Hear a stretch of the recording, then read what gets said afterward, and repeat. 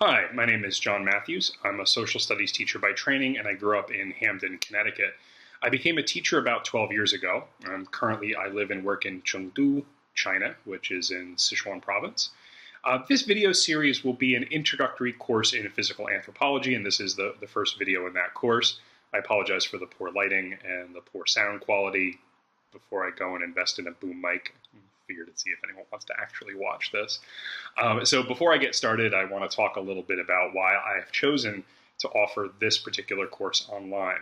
So from a personal standpoint, I really loved teaching this course, and I don't get to teach it anymore, and I probably never will get to do so again formally. So frankly, to be honest, I miss it, and I want to teach it again.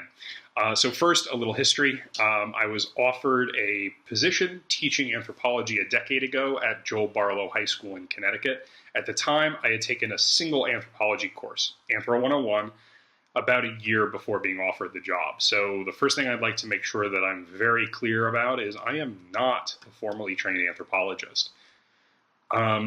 The Anthropology 101 course was one of the first courses that I took when I made the decision to go back to school to earn my master's in education and become a teacher. The head of that program wanted me to prove that as an adult, I could earn an A in a class. Since my undergraduate grades had been awful, they were mostly B's and C's, I was not ready to be a college student back when I was 18 years old. At the time, anthropology seemed like a pretty cool class. The teacher was an older woman who had some experience working in the field of cultural anthropology. She provided a very quick, maybe 2-class overview of human evolution, and then turned from the physical anthropology to the cultural anthropology, which is a very interesting subject. The course itself was fascinating, but at the time I had other things on my mind, and I didn't delve all that deeply into the subject matter.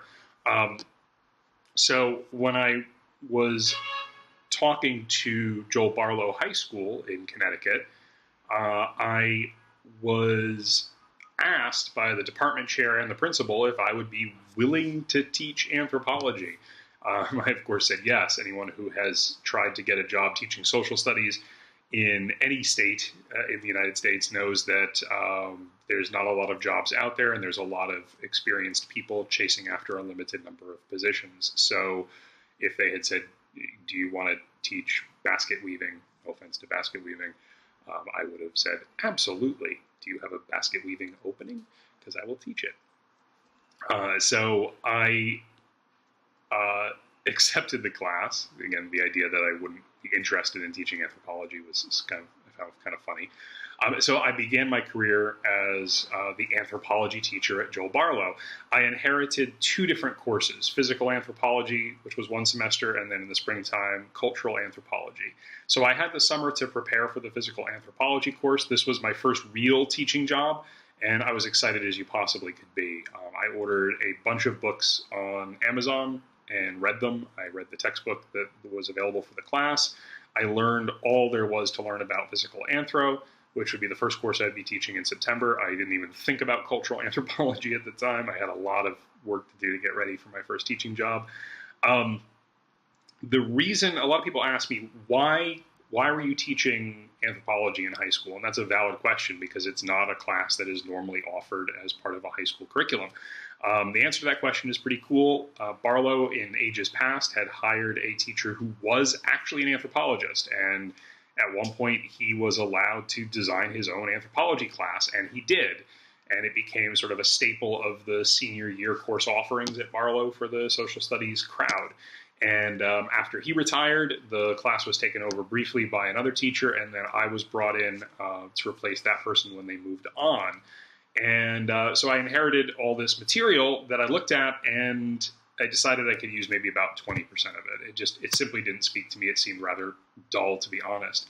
I went online. I ordered some skulls from bone clones as I started to learn a little bit more about these creatures that were our ancestors. And I mapped out a curriculum. And as I began over that summer to investigate this material, I started to notice something pretty cool. Anthropology, especially physical anthropology, was far from decided science. To a great degree, it was still up for debate. So let me provide you an example of what I'm talking about. We think that our common ancestor evolved in Africa about 4 to 6 million years ago. So right there, I just gave you a range of 2 million years and you didn't even notice. 2 million years. Human written history goes back 12,000 years. Best guess, the first definitively human being emerged from the earth 200,000 years ago. So 2 million years is a heck of a long error range for when our first common ancestor evolved in Africa. So that's problematic right there.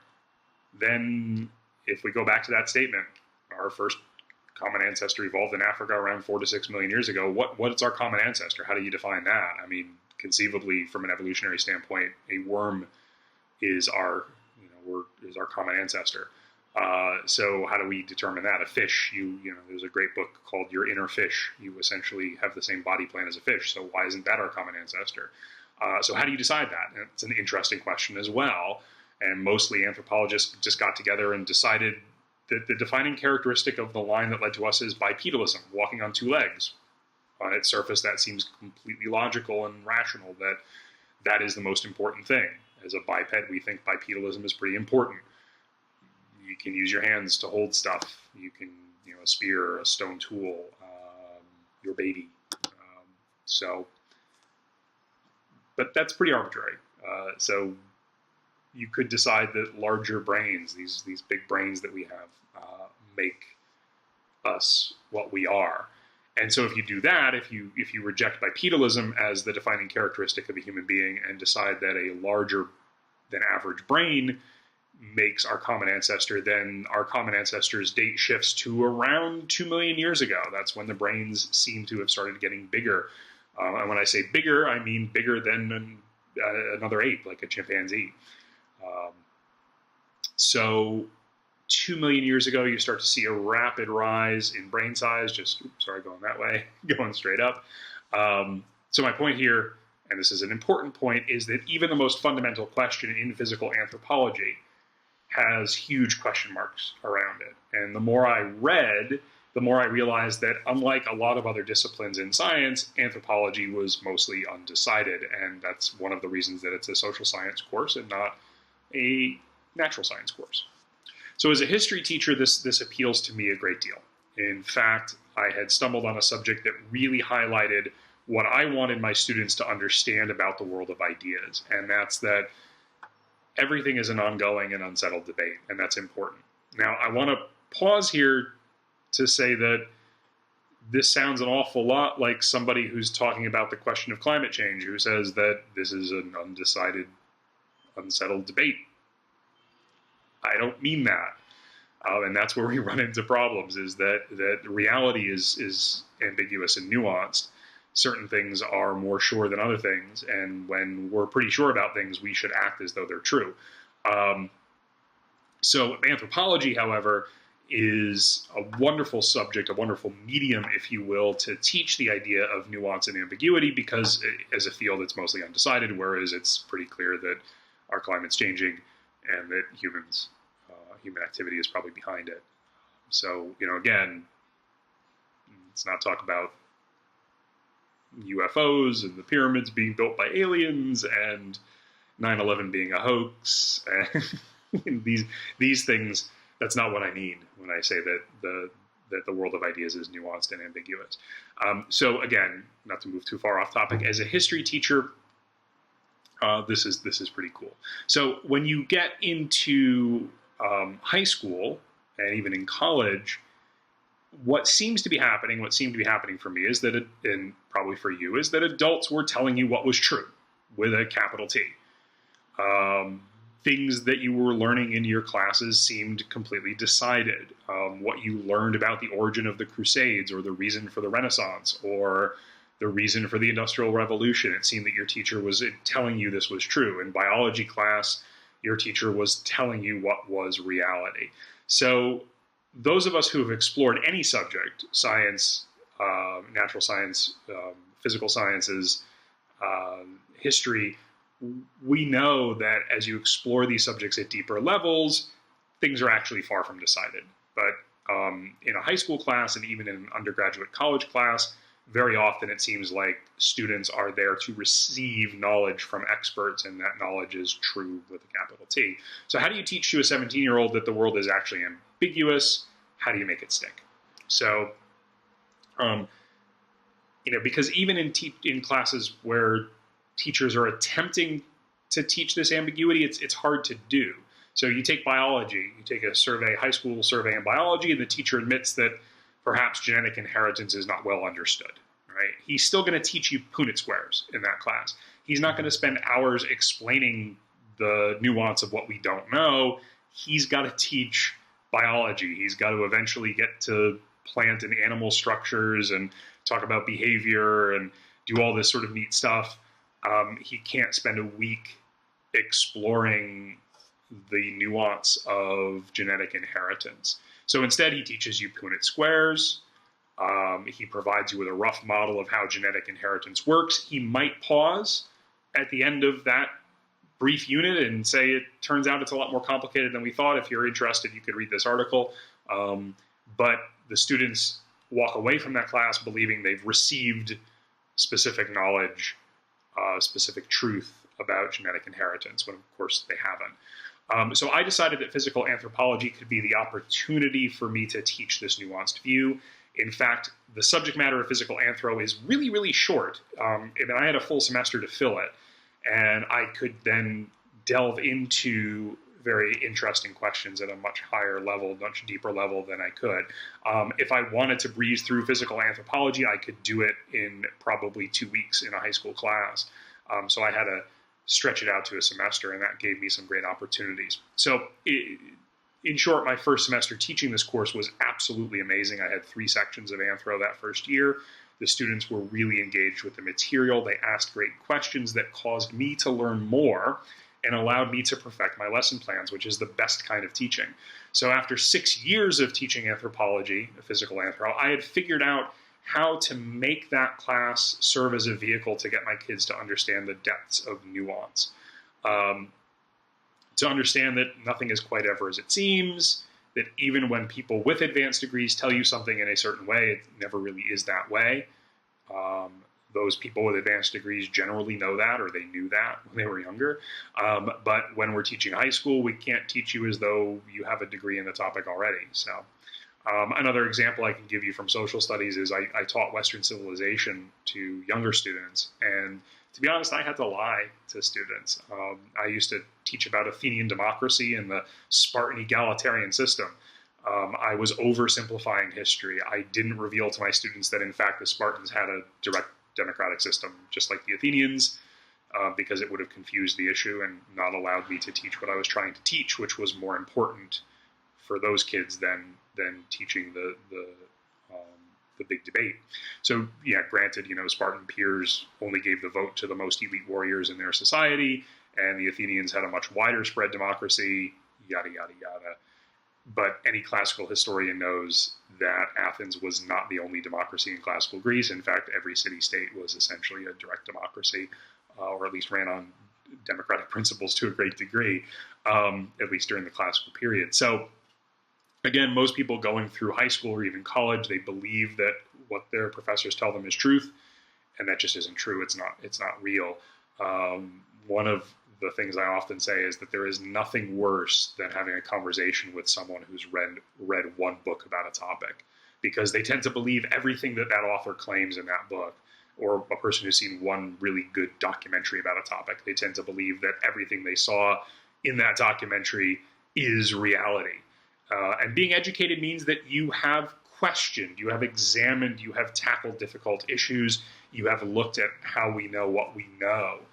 The most important thing you can do, intellectually speaking, is to be ready to reject what you took to be true the day before. When the facts you encounter contradict those facts you knew before, you have to be willing to say and to prepare to say, okay, I was wrong about that. And learning how to do this, learning how to be flexible intellectually, is one of the most important skills that you can develop. And that's what I hope to do to a great degree with the physical anthropology course. So I want to explain my point by telling you a little story about tool use in early hominids.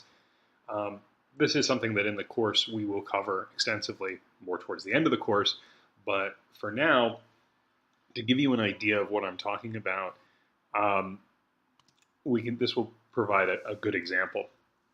So from the 1960s, when anthropological work really started in East Africa in earnest, until the first several years, the first 3 years, I believe, that I taught physical anthropology, the story of tool use was very accepted. And that story was that somewhere from 2.5 million years ago to 1.7 million years ago, a bipedal ape in Africa evolved a larger brain, evolved better hands and more precision grip hands, and started to use tools on a regular basis for, if not hunting yet, butchering dead carcasses that these creatures found on the ground in East Africa that had been killed by larger predators. They would use these stone tools to crack the bones, to cut the remaining flesh off the bones that they could then consume. This is before the use of fire, so it was also used ostensibly to smash the meat up on other rocks in order to easily digest it and easily consume it. So we named the creature that did this, and we gave him a very important name. We named him Homo habilis. And Homo, as you probably know, means man or human, and habilis means handy. So the creature's name is Handyman, the handyman. And you can see from this artist's conception of Homo habilis that he was somewhat human-like. His human-like bone structure, facial structure, his hair. Granted, hair all over his body, but you can see the sort of the human hair on his head. He's looking attentively at these tools that he's using. This creature was conceived as our direct ancestor. And initially, the tool use was put back to 1.8, 1.9 million years ago. The oldest examples found by the Leakey family in Olduvai Gorge in the east of Africa dated to that period. And so we established tool use around that time. Subsequently, slightly older fossils in East Africa were dug up, so that date eventually moved back to 2.5 million years ago for our first human ancestor.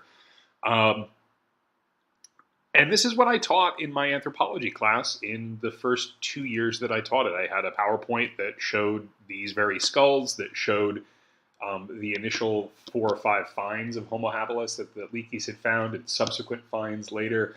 There is a controversy over whether there might have been 2 different species, Homo rudolfensis, Homo habilis, existing around the same time, both using tools. These creatures had larger brain cases, still not the size of modern humans, but significantly larger than chimpanzees. They had fine bone structure, delicate bone structure in their hands that would have allowed them to manipulate tools. And so, again, this was placed as our ancestor and the first member of the genus Homo.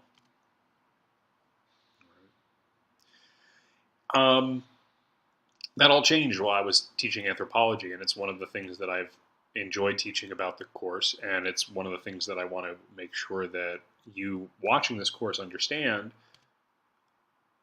In 2010, in the journal Nature, a discovery was published that turned everything I just talked about on its head. This was in Dakika, Ethiopia, and I'm sorry if I'm mispronouncing that. 2 bones were found. One was a rib bone of a cow-like animal, and the other was a femur bone of a goat-sized animal. That's them right there. And on those bones, there is clear indication of tool use, stone tool use, the types of stone tools that Homo habilis had created. And you can see in the upper left-hand corner of the top bone, you can see those 2 cuts. If you look at the scale, those cuts are 1.5 centimeters long. If you look at them under a microscope, the scientists who published in the journal Nature in 2010 claimed that these cuts were made by what are called Oldowan stone tools. The lower bone, you can see the cut in the middle. Again, a very small cut. Examined under a microscope, clear evidence, according to these scientists, that something was using an Oldowan tool, of which we are very familiar, on these bones. Okay, big deal. Well, no fossilized hominids were found near these bones, and that's not particularly shocking, given that, when you sit down and eat lunch, most times when you sit down and eat lunch, you don't die and next to your food.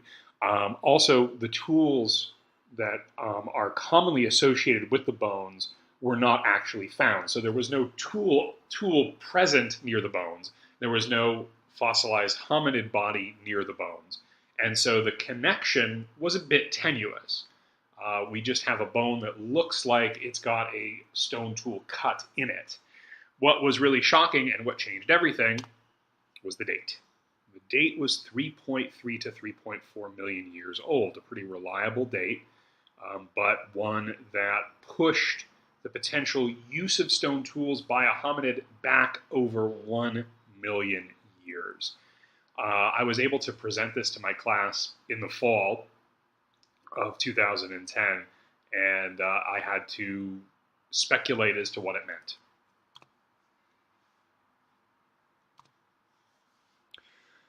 So here are the problems. Again, Homo habilis, as far as we know, didn't exist in that time period. This is 1 million years. And again, I'm going to say that again, 1 million years. That's a long time. We've only been on this, human history is 12,000 years.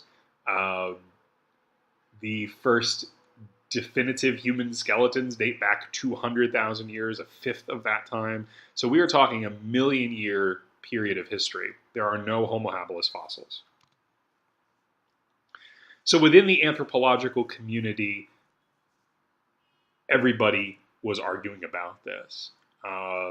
People came out and said, let me look at those bones. You're wrong. Your conclusions about what these marks on the bones are must be incorrect because we have not found any Homo habilis. We know that Homo habilis is the tool user.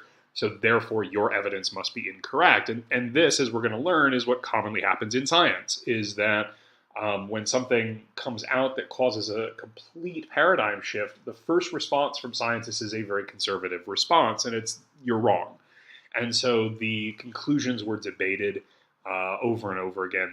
The scientists who discovered the bones were, their integrity was called into question, everything. Because this would require, again, a pushing back of the tool use over 1 million years. And so if you accept this evidence as real, then tools were being used 1 million years before Homo habilis, which would, of course, strip Homo habilis of his position as the first human ancestor because, again, we had conceived of ourselves as man, the tool user. The human species uses tools. It's what we do. We use nuclear weapons. We use combustion engines. We use spears. We create these tools. We create art. It's who we are. And so we decided that the first creature that used those would be the first human. And now we've got to question that. So then do we go back to the earlier species that we know were alive in Africa at that time who must have been using these tools and rename them Homo? Or do we allow Homo habilis to stand as the earliest human ancestor? Just the very core of what we are is called into question by tiny fossilized bones found in Ethiopia. So again, that's one of the things about physical anthropology in particular that's really fascinating to study. So, story's not over. I've got more to tell you. In 2015, the journal Nature, again, published another article. So right after the publication in 2010, anthropologists went out into the field and said, let's see if we can find stone tools dating to this 3.3, 3.4 million year period. And so in 2011, the tool was discovered within a year in Kenya. It wasn't published until 2015, so I wasn't teaching anthropology when this find came out. I wasn't able to confirm with my class. But in 2015, the evidence was presented. At this point, the argument has to end. The intervening period of 4 years saw some people accepting that Homo habilis was not the first tool user, and saw other anthropologists saying, no, the evidence is wrong. Now the argument's over. It turns out that a creature that you're familiar with, even if you don't know, Australopithecus, the genus Australopithecus, was the first tool user. And they were using the same tools that Homo habilis would later use. And so then the way you could look at this now, you don't have to look at it this way, but the way you could look at it now is that the larger brain and the hands that I talked about that we'll study later, they actually were a result of tool use. They didn't, and that makes sense from a Darwinian evolutionary standpoint, is that this creature began to use tools, and creatures that could then use tools better, more efficiently, would survive better. And that process may have taken 1 million years to come about. And so even if you just think about it from a Darwinian standpoint, as we'll learn, it makes sense. So again, the issue here is that everything that we knew about ourselves, everything we knew about our origins, was really, well, in this case, was really wrong. So it wasn't Homo habilis, this larger brained creature, that did it. It was a much earlier form. And so this is what happens in anthropology all the time, is that what we're pretty sure of is not always true. And we're going to find that there are dozens and dozens of stories within the field of physical anthropology where we don't really know.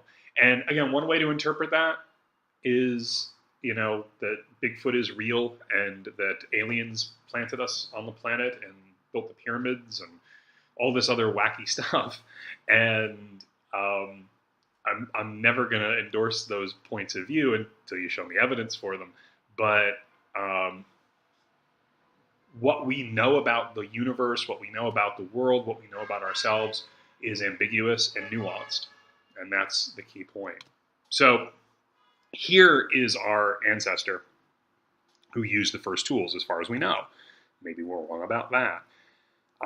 This is Lucy, Australopithecus afarensis, who was active in that period of time in the east of Africa. This is Lucy's skeleton on the left. Some artist conceptions of what she looked like on the right, as well as the skull. Much more ape-like, a much smaller brain. This creature had a brain that was probably 430 to 450 cc's, compared to, it roughly compares to a chimpanzee, essentially a bipedal chimp. And I thought, again, a decade ago, thought, this creature couldn't be smart enough to use tools. But of course, in that intervening decade, we've observed chimpanzees fashioning spears and spearing animals. We've observed chimpanzees using stone tools in the wild to crack open nuts. And so that other branch of knowledge, primatology, has also showed us that it's likely that you don't need a huge brain. You don't need a brain 100 cc's bigger, which was Homo habilis' brain, to actually accomplish what Homo habilis was doing. You can do it with a smaller brain. These creatures were not as intelligent, okay? So again, just an example of what we can think of as theory of knowledge and how we come to understand things. So again, one example of many others that we'll explore in the course. I would invite you to keep an open mind about anything that we study, anything that I tell you. I may be wrong. Things that you read may very well be wrong. And that's not only true in physical anthropology, it's true in any intellectual endeavor that you explore. So where do we go from here? What I'd like to do is my next video will outline the course and talk about sort of the idea of anthropology as a whole and outline where I want to go. What I typically do in my physical anthropology course is teach two different or three different ways of knowing things. And one is evolutionary biology. The other is primatology, which is sort of putting evolutionary biology into practice. And then following that, talk about archaeology, especially paleoarchaeology, so we can understand how it is we know about these bones and all that other stuff. And so once you have those three different tools in place, then you can have a go at the actual physical anthropology material, how we actually evolved. And so I'll outline that in the next video, how we're going to proceed there, and then we'll jump right into the first topic, which is evolutionary biology. Fun stuff right there. So thanks for watching. I will put the links to the information about the stone tools down at the bottom there, as you can see.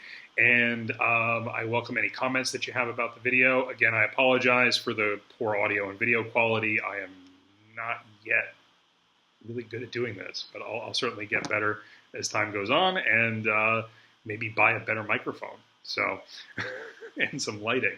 But anyway, thank you again for watching, and I hope to see you next time.